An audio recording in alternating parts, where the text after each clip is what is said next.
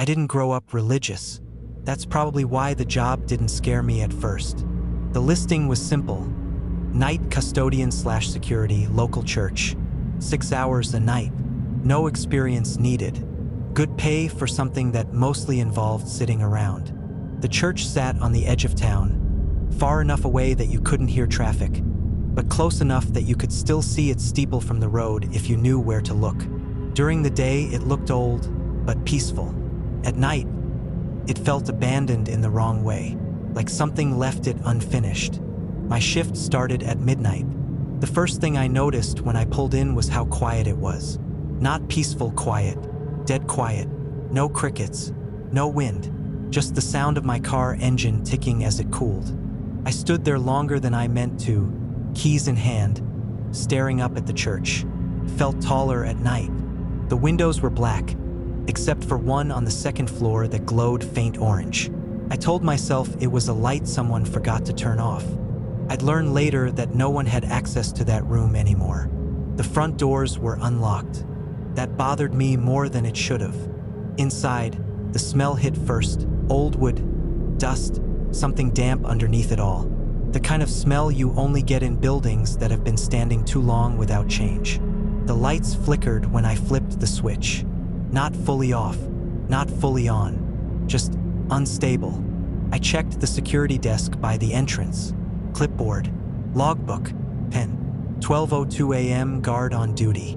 I signed my name. The sound echoed, way louder than it should have. That's when I noticed the temperature. It wasn't cold like winter. It was cold like the air had weight to it, like walking into a freezer that had been turned off hours ago but never warmed back up. I zipped my jacket, and then I heard it, a sound coming from deeper inside the church. Not footsteps, not voices, something softer, like fabric moving. The sanctuary doors were cracked open just slightly, enough for light to leak through. Candlelight, that didn't make sense. The church didn't use candles anymore. I remembered that clearly from the walkthrough. I pushed the door open. The room was empty, pews untouched, altar clean, candles lit along the walls, their flames completely still. No flicker, no smoke, and above the altar, the cross, right side up, normal. I don't know why I stared at it so long, but I felt this weird sense of relief when I saw it, like I had been expecting it to be wrong. I shut the doors and told myself to stop overthinking. That's when the candles went out. All at once, I was halfway back to the desk when I heard breathing. Behind me, close enough that I felt it on the back of my neck. I turned around fast. Nothing. The hallway was empty, but the breathing didn't stop. It followed me. Every step I took, it stayed just behind my right shoulder. I didn't run. I don't know why. Some instinct told me not to. When I reached the desk, the breathing stopped instantly, like it had never been there. I checked the time. 12:47 a.m. Almost an hour gone, and it felt like 10 minutes. That's when I noticed something new on the desk. A folded piece of paper. I hadn't seen it before. I unfolded it with shaking hands. It wasn't a list yet, just one sentence, written in shaky ink. If you're reading this, it already knows you're here. My phone buzzed. No signal, just a notification. Unknown contact. Don't look behind the altar. I didn't move at all, because from the sanctuary, I heard footsteps, slow, barefoot, coming closer. I stayed frozen at the desk, staring straight ahead, afraid that even blinking might give whatever was behind the altar permission to move. The footsteps didn't rush me. They didn't creep either. They were slow, deliberate, like whoever or whatever was walking already knew there was nowhere for me to go. Bare skin against stone. Step, pause, step. I could hear the faint scrape of toes dragging, like it wasn't lifting its feet all the way. My phone buzzed again. No signal. Still no bars. Unknown contact. You're too close. The footsteps stopped. I waited. 10 seconds. 20. My heart was pounding so hard it felt like it was vibrating my ribs. I could hear blood rushing in my ears, drowning out everything else. Then I heard something else. Breathing. Not behind me this time. In front of me, I forced myself to look up. The sanctuary doors were still closed. I hadn't opened them. I knew I hadn't. I hadn't moved since the message came in. And yet, the doors were slowly pushing inward, not swinging, being pushed by something on the other side. The wood creaked softly, like it was trying not to make noise. I stood up so fast my chair scraped across the floor. The sound echoed way too loud, and immediately the doors stopped moving. Dead still, like whatever was there had noticed me noticing it. I backed away, step by step, toward the side hallway. I didn't turn my back. I didn't run. Every instinct screamed at me to sprint for the exit, but that same heavy feeling from earlier pressed down on my chest again, telling me not to. The doors stayed shut. I slipped into the hallway and leaned against the wall.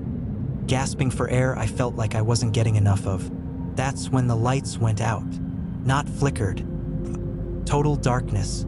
My flashlight refused to turn on at first. I smacked it against my palm, whispered a curse, tried again. Nothing. And then, from the dark, a voice, low, calm, right next to my ear. "You shouldn't be here yet." I spun around, swinging blindly. There was nothing there. The lights snapped back on. I was alone in the hallway. No footsteps, no breathing, no doors moving, just silence. I checked my phone again. 1:11 a.m., the exact time. Something about that number made my stomach drop, even though I didn't know why yet. I decided then that I wasn't doing patrols anymore. I stayed at the desk, lights on, back against the wall, counting minutes. Every sound made me flinch. Every shadow felt like it lingered too long. At 1:27, the church bell rang. Once, there was no automated bell system. I'd been told that during orientation.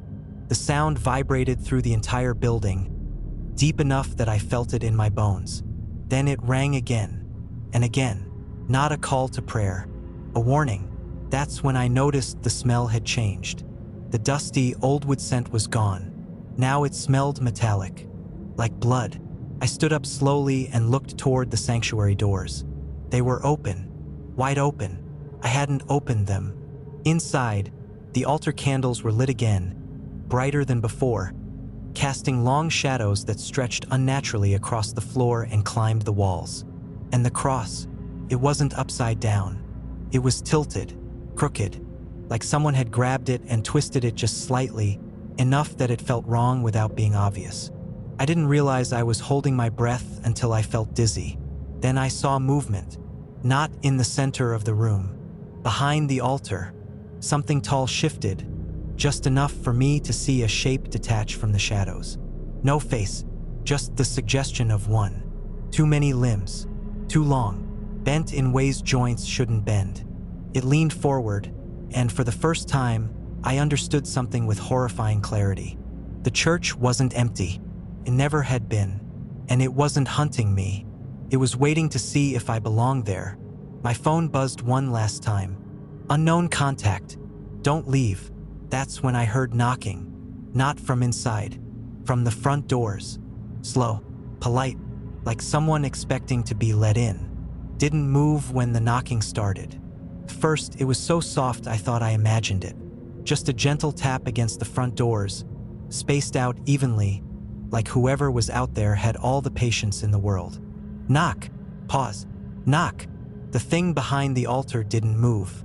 It stayed half-formed in the shadows, watching me the way a predator watches something trapped. Not rushing because it doesn't need to. My phone buzzed again in my hand. I didn't look at it. I already knew what it was going to say. The knocking got louder. Not aggressive. Not angry. Expectant. I took a step backward. The sound echoed across the sanctuary floor, and immediately the thing behind the altar shifted. The shape sharpened like it was coming into focus. I could see its outline clearly now.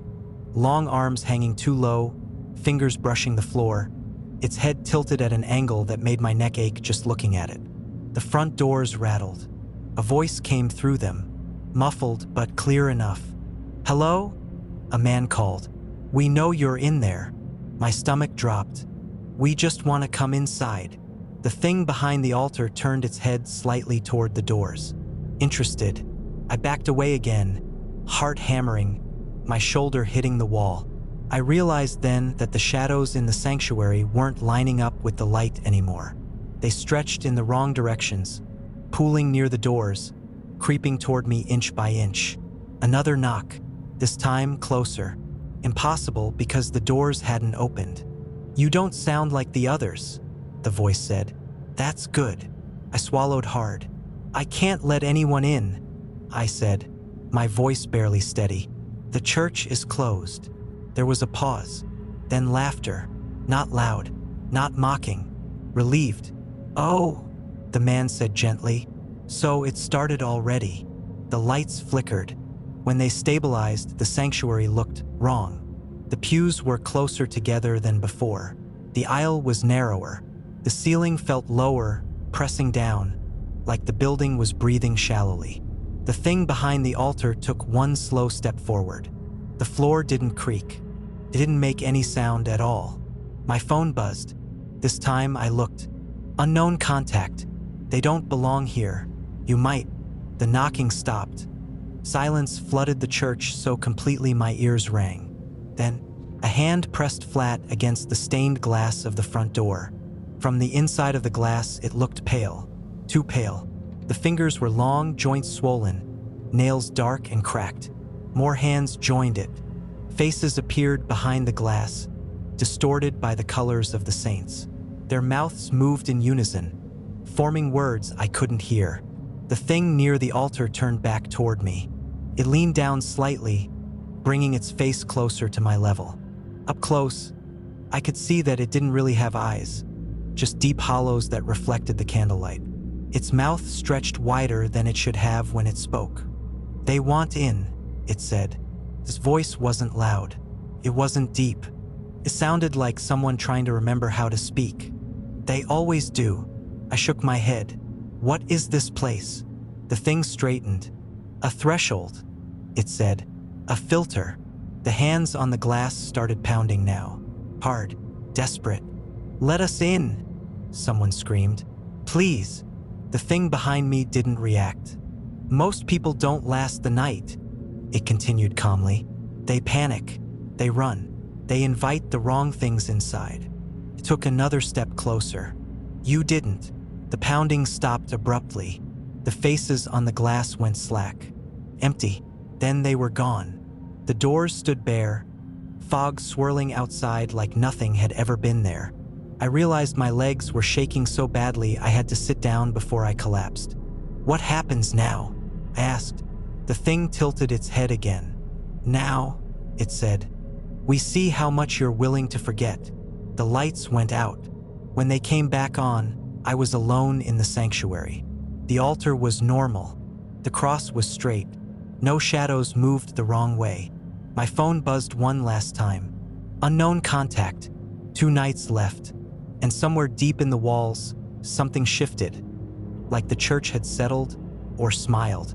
I didn't go home after that. I sat in my car at the bottom of the hill until the sun came up, hands locked around the steering wheel, replaying everything over and over like if I analyzed it enough, it would start making sense. Didn't. The church just sat there above me, quiet and harmless looking in the early light, like it hadn't done anything at all. When daylight hit the stained glass, I could have sworn I saw handprints burned into it from the inside. They were gone by the time I blinked. I should have quit. I know that now, but something about that last message, 2 nights left, kept circling my thoughts. It didn't sound like a threat. It sounded like a countdown that had already started long before I showed up. I came back the next night. The parking lot was full. That was wrong immediately. There were no services scheduled. I knew that for a fact. Yet cars lined the gravel lot, all different makes and models, some old enough they shouldn't even run. None of them had their lights on. None of them had license plates. I checked my phone. No service again. The church doors were open wide, like they were waiting for me. Inside, the lights were already on. The air felt warmer than before, almost comfortable, and that unsettled me more than the cold ever had. Comfort felt like bait. People sat in the pews. Not moving, not talking, just sitting there, facing the altar. I couldn't see their faces at first. Their heads were bowed, hands folded neatly in their laps. They looked like a congregation frozen mid-prayer. I stepped inside. The doors closed behind me on their own. Every head lifted at once. They turned slowly, in perfect unison, and looked straight at me. I recognized some of them. The man from the door, the voice that had asked to be let in. A woman I'd seen standing in the fog 2 nights earlier. Others felt familiar in a way I couldn't explain, like I'd passed them on the street before and never noticed. None of them blinked. "You came back," someone said. It wasn't loud. It didn't need to be. The sound carried through the sanctuary like the room itself was speaking. "I didn't let you in," I said. "That should count for something." A few of them smiled. "That's why you're still here." The altar candles lit themselves. The thing from before stood where the priest should have been, its shape more solid now, closer to human than it had been. It looked almost normal from a distance until it moved, until you noticed how its shadow lagged behind it by a fraction of a second. "Tonight decides it," it said. "Decides what? Which side of the door you belong on." The congregation stood, all of them, at once. The sound of it, dozens of bodies rising in unison, made my skin crawl. They began to sing. Not a hymn, not words, just a low, droning sound that vibrated in my chest, made my vision blur at the edges. The walls started to stretch again, the ceiling rising impossibly high, the stained glass darkening until the saints' faces twisted into expressions of pain. I backed away toward the doors. They didn't open. Hands reached out from the pews, not grabbing me, just brushing past as I moved, like they were testing how solid I still was. "You don't remember yet," the thing at the altar said, almost gently. "Remember what?" I stepped down from the altar. Each footfall echoed like it was hitting something hollow. "You worked here before." My head throbbed. Images flashed. Standing at the desk, signing my name, walking the halls, over and over. Same nights, same fear, same ending I couldn't quite see. "No," I said. "That's not possible." Stopped a few feet away from me. "You never leave," it said. "You just forget." The singing grew louder. The congregation's mouths opened wider than they should have. Skin stretching tight, eyes rolling back until only white showed. "Stop," I whispered. The thing tilted its head. "You still can." The singing cut off instantly. Silence crashed down so hard my ears rang. "All you have to do," it said, "is let them in next time." The front doors shuddered. Knocking echoed from outside. Violent now, desperate, fists slamming against the wood. "They'll replace you," it continued. "They always do." My phone buzzed. For the first time, there was a name on the screen. Night shift. Last chance. The doors began to crack. Light spilled in from outside. Wrong light, gray and crawling, carrying shadows that moved on their own. Every instinct screamed at me to run. Instead, I turned around and faced the altar. "I'm not letting anyone in," I said. The thing smiled. Not wide, not cruel. Satisfied. The doors slammed shut. The knocking stopped. The congregation collapsed back into the pews like strings had been cut, bodies hitting wood and stone in a chorus of dull thuds. The lights went out. When they came back on, I was alone. The church was empty. The logbook sat on the desk by the entrance. Open. A new line had been added beneath my name. Night 4. Accepted. And somehow I knew exactly what that meant. One night left. Didn't sleep. I sat in my car again until the sky started to lighten, watching the church like it might move when I wasn't looking. Didn't. It just stood there, calm, patient, like it already knew how this would end. When the sun came up, the parking lot was empty. No cars, no footprints, no sign that anyone had been there with me, except the logbook. I took it with me this time. I don't know why. Maybe part of me needed proof that I wasn't losing my mind. When I got home, I flipped through it. My name was everywhere. Different handwriting, different years. Sometimes neat, sometimes shaky, sometimes barely legible. Always the same pattern. Night 1 on duty, night 2 on duty, night 3 on duty, night 4 accepted, and then nothing. No night 5 entries, just a blank page. I didn't go back that night. I told myself that was it. I was done. Whatever the church wanted, it could find someone else. I threw my uniform in the trash, turned my phone off, locked my doors. At 11:47 p.m., there was a knock. Not on my front door, on my bedroom door. Slow, careful, polite. Knock, pause, knock. I didn't move. The handle turned. My door opened just a crack. The smell hit me first, old wood, cold air, that same metallic undertone. A familiar voice spoke from the darkness. You don't get to skip the last night. The world blinked. That's the only way I can describe it. 1 second I was in my bedroom. The next I was standing at the bottom of the church hill, keys in my hand, engine ticking as it cooled. Midnight. The church lights were on. The doors were open. My phone buzzed. Night shift. This is the important one. I walked up the hill without realizing I was moving. Every step felt heavier, like the ground itself was pulling me forward. The fog was thicker than I'd ever seen it, swallowing the lower half of the building so it looked like the church was floating. Inside, the sanctuary was different. No pews, no altar, just a wide, open floor and the cross hanging in midair, slowly rotating, never fully upside down, never fully right. The thing stood in the center. It looked almost human now.